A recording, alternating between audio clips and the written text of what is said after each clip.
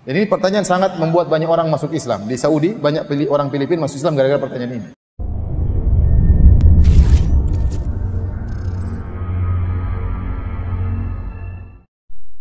Kenapa Ustadz Firanda suka sekali berceramah dalam masjid dan suka kepoin ajaran Kristen yang sama sekali tidak dia pahami?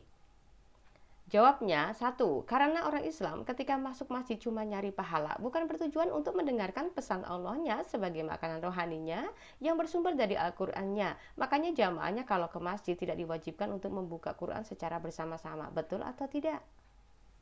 Mungkin ustadznya males ribet kali ya, karena mesti proses penafsiran. Itu sebabnya yang membuat para ustadz kalau ceramah males ngasih data dari sumber kitabnya. Karena jika Al-Quran cuma dibaca begitu saja tanpa bantuan tafsir, maka tentu sangat tidak diminati oleh jamaahnya sendiri. Contoh Al-Quran surat Al-Anfal ayat 12, ketika Tuhanmu mewahyukan kepada para malaikat, sesungguhnya aku bersama kamu, maka teguhkanlah orang-orang yang telah beriman. Kelak akan aku berikan rasa ketakutan ke dalam hati orang-orang kafir, maka pukullah di atas leher mereka dan pukullah tiap ujung jari mereka. Ketika wahyu itu dibaca, walaupun dari ayat 1 sampai seterusnya jelas menjeratkan kekerasan terhadap non-muslim, lalu kemudian diberi sisipan seolah-olah itu diposisikan dalam peperangan. Ini mirip banget dengan kasus Sambo ya, yang memberi keterangan bahwa ada tembak penembakan, padahal memang rencana pembunuhan begitu. Padahal, kalau lihat konteks daripada kalimat per kalimatnya, sangat jelas bahwa itu perintah Allah untuk menghabisi non-muslim sampai ke akar-akarnya. Contoh seperti ayat sebelumnya ini dalam surat Al-Anfal ayat 7-nya. Dan ketika Allah menjanjikan kepadamu bahwa salah satu dari dua golongan adalah untukmu, sedang kamu menginginkan bahwa yang tidak mempunyai kekuatan senjatalah untukmu. Tetapi Allah hendak membenarkan yang benar dengan ayat-ayatnya dan memusnahkan orang-orang kafir sampai ke akar-akarnya. Artinya ini adalah suatu kehendak Allah sendiri, memang rencana untuk menghabisi orang-orang kafir sampai ke akar-akarnya. Lalu bilang, oh ini ayat peperangan. Kemudian pengikutnya membuat tafsir-tafsir yang mengubah setiap kalimat dan konteks dalam ayat-ayat tersebut. Entah mungkin maksudnya biar orang awam tidak merasa ngeri ketika membacanya, sehingga dari para cendekiawan mereka sengaja mengubah setiap kalimat-kalimat dalam Al-Quran walaupun dari konteksnya pun sudah sangat jelas. Contoh kitab sucinya sudah mengatakan bahwa Al-Quran ini adalah penjelasan yang sempurna bagi manusia agar mereka diberi peringatan dengannya. Tapi nggak tahu kenapa ya, mereka sendiri yang ingkar bahkan mencari tafsirnya pun berbeda-beda. Entahlah apa maksudnya. Kita sering dengar begini dari mereka, Fatimah, Al-Quran itu kitab suci yang tidak pernah dicampuri oleh tangan-tangan manusia. Giliran ditanya soal satu wahyu saja, sibuk nyari pertolongan tafsir. Lah, si penafsir kan manusia, katanya tidak boleh dicampurkan oleh tangan manusia. Ini malah diubah sama si penafsir, gimana dong? Terus mereka juga bilang Al-Quran itu 1000% dari Allah Subhanahu wa Ta'ala. Padahal proses pewahyuan saja satu pun tidak pernah disertai saksi mata. Tapi nggak tahu kenapa mereka begitu yakin sekali.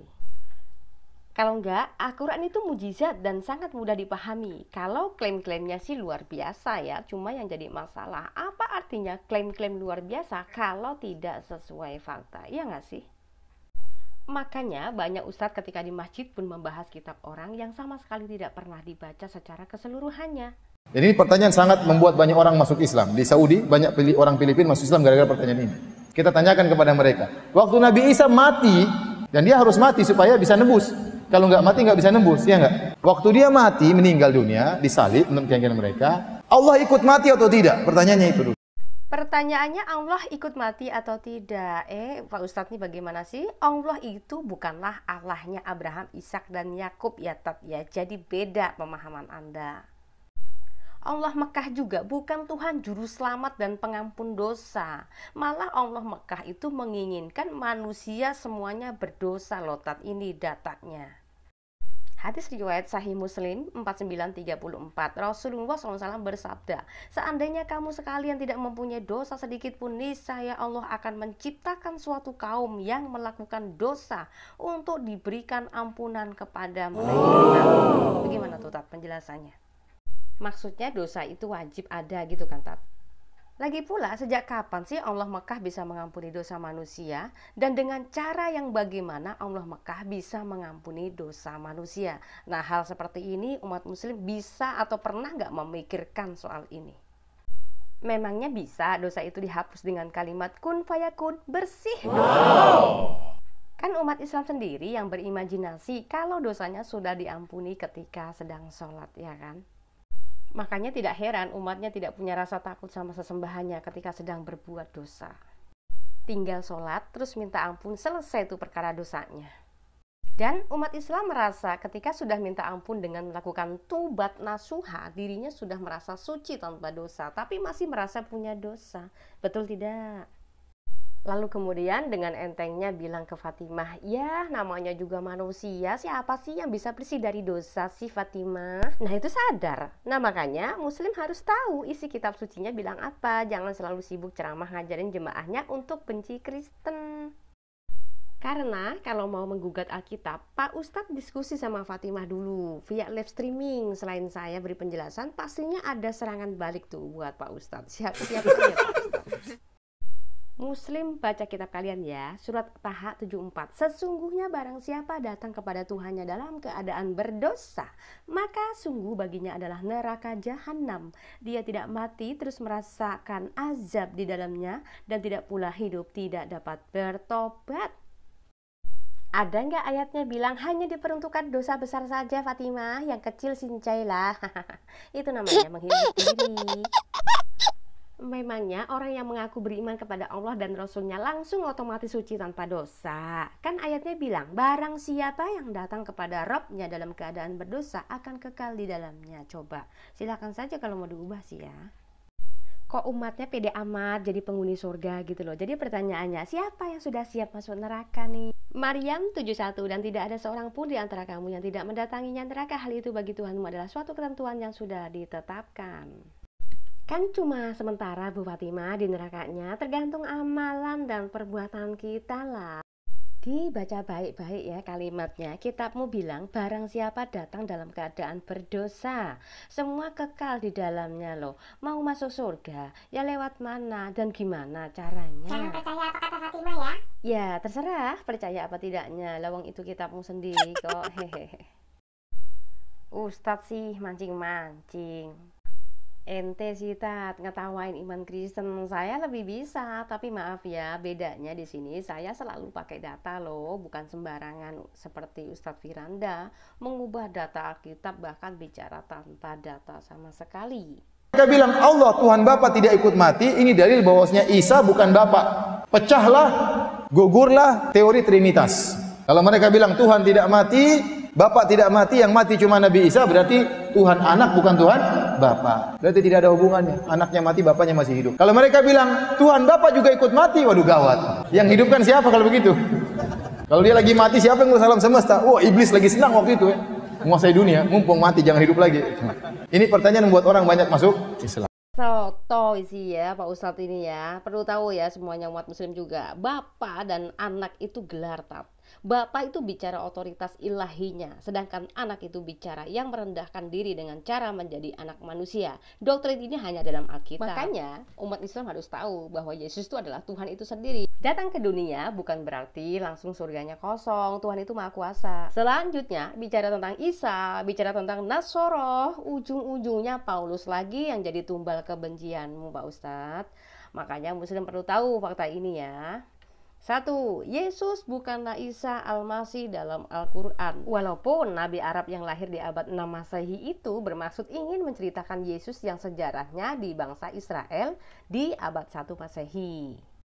Sayangnya ketika ada makhluk yang diimani jadi malaikat Arab yang bernama Jibril sedang bercerita pada Nabi Arab itu dengan mengatakan, Hai Muhammad, sesungguhnya Isa Al-Masih itu tidak disalib. Nah, ini sudah menggugurkan bahwa Isa bukanlah Yesus gitu loh Pak Ustadz.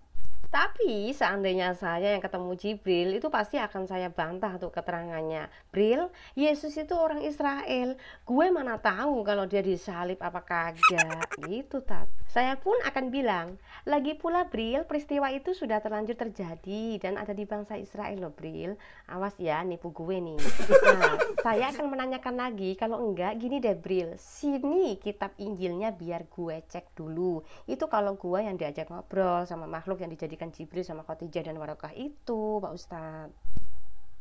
Tapi oleh karena Nabi Arab ini konon katanya buta huruf dan gak ngerti isi kitab orang Israel, makanya diimani saja tanpa melakukan pengujian terlebih dahulu ya kan Tat.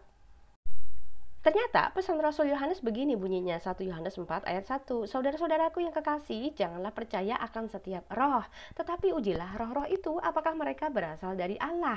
Sebab banyak nabi-nabi palsu yang telah muncul dan pergi ke seluruh dunia.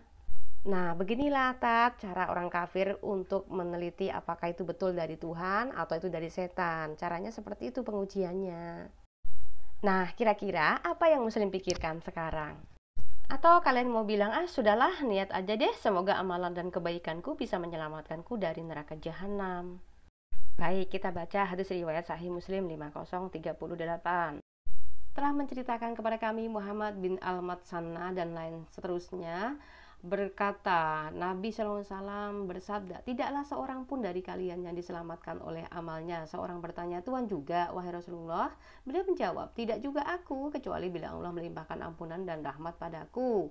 Ibnu Aun menunjukkan tangan ke kepalanya dan berkata, tidak juga aku, kecuali bila Allah melimpahkan ampunan dan rahmat padaku. Nah, letak kepastiannya di mana? Kalau masih memakai kata bila Allah, iya bila. Nah, kalau tidak bagaimana dong? Nah, nabinya sendiri saja masih belum dapat kepastian, gimana anaknya? Hadis riwayat Musnad Ahmad 8812. Nabi SAW bersabda, wahai Bani Abdul Muthalib, belilah diri kalian dari Allah Azza wa Jalla. Aku tidak memiliki hak atas diri kalian di hadapan Allah. Wahai Ummu Az-Zubair bibi Nabi SAW, wahai Fatimah putri Muhammad, berilah diri kalian dari Allah. Aku tidak memiliki hak atas diri kalian di hadapan Allah. Mintalah kalian berdua dari hartaku sesuka kalian. Jadi kalian kalau minta jaminan harta dikasih, tapi untuk surga nggak dikasih. Nah, kalau anaknya pun tidak dijamin masuk surga oleh Muhammad, bagaimana dengan umatnya? Makanya Ustadz harusnya ajari jamaah Anda dengan kitab kalian yang bejibun itu, agar ketika mereka masuk ke alam barzah ketemu mungkar nakir tidak ragu untuk menjawab kitabnya sendiri.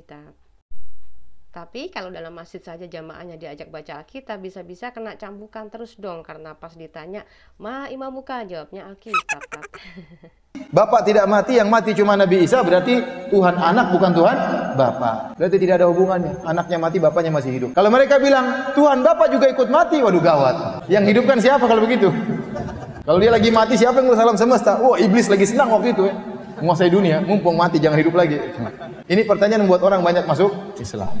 Oke Pak Ustadz, kalau Ustadz pakai standar itu, maka saya pun akan menstandarkan keyakinan Anda sesuai pemikiran saya ya Tuhan itu Maha Kuasa katanya. Ketika Allah Mekah sedang sibuk disujuti umat Islam sedunia, wajib menghadap ke Serambi Mekah itu berarti bagian timur, selatan, dan utara saat itu kosong tanpa sepengetahuan Allah Mekah dong, ya kan? Karena di jam-jam tertentu Allah harus berada di dalam Ka'bah, belum lagi kalau didatangi para haji sedunia kan masih sibuk di sekitaran itu ya kan Tat? Berarti Allah Mekah benar-benar sangat terbatas sesuai pemikiranmu tadi mengenai iman Kristen, ya begitu Tat, setuju kan? Terus kalian tinggal jawab, Allah pencipta bukan kayak kita manusia Bu Fatimah gitu. Saya jawab balik, nah lo tahu. Terus Ustaz suruh saya langsung percaya sama argumenmu ya Tat. Harusnya ente juga percaya dengan argumen saya dong. Makanya Ustadz jangan merasa pintar kalau ngomongin Alkitab di hadapan jamaah. Lain cerita kalau Anda berbicara begitu sama saya, langsung saskakmat lo Tat. Kemudian dengan menyebut Paulus lagi, seandainya Ustadz terang-terangan berani menyingkap kisah hidup Paulus setelah bertobat vs Muhammad, saya pastikan Anda malu sendiri loh Tat. Karena sangat beda jauh pertobatannya dimiliki Muhammad vs Paulus. Nih data Paulus bertobat, Kolose 3 ayat 5. Karena itu matikanlah dalam dirimu segala sesuatu yang duniawi, yaitu percabulan, kenajisan, hawa nafsu, nafsu jahat, dan juga keserakahan yang sama dengan penyembahan berhala. Beda cerita dengan Nabi Anda, pasti bawaannya istimewa dan diistimewakan. Quran Surat Al-Ahzab ayat 6, Nabi itu lebih utama bagi orang-orang mukmin dibandingkan diri mereka sendiri. Luar biasa. Nah, enak ini kalau Nabi istimewanya seperti ini ya. Nabi bisa menikahi siapapun, mau janda, anak-anak, bekas istri orang sekalipun ya. Dan Quran Surat 33 ayat 53, lah ini kenapa istrinya Nabi walaupun ditinggal mati Nabi nggak boleh kawin lagi? Kan kasihan dong Aisyahnya, kan masih terlalu muda. Nah ini lebih istimewa lagi nih, karena apa? Dosanya masa lalu dan masa yang akan datang sudah dihapus sama Allahnya, agar Allah memberikan ampunan kepadamu Muhammad atas dosamu yang lalu dan yang akan datang. Beda jauh kualitasnya dengan ajaran Yesus. Ini katakan barang siapa ku kasih, ya ku tegur dan ku hajar. Sebab itu relakanlah hatimu dan bertobatlah. Ingat peristiwa Daud ketika dia mencintai istri perwiranya ya, itu saja ditegur sama Tuhan. Apalagi seorang nabi harus bisa memberikan teladan, contoh yang benar dan yang baik kepada umatnya dong. Harusnya kan seperti itu.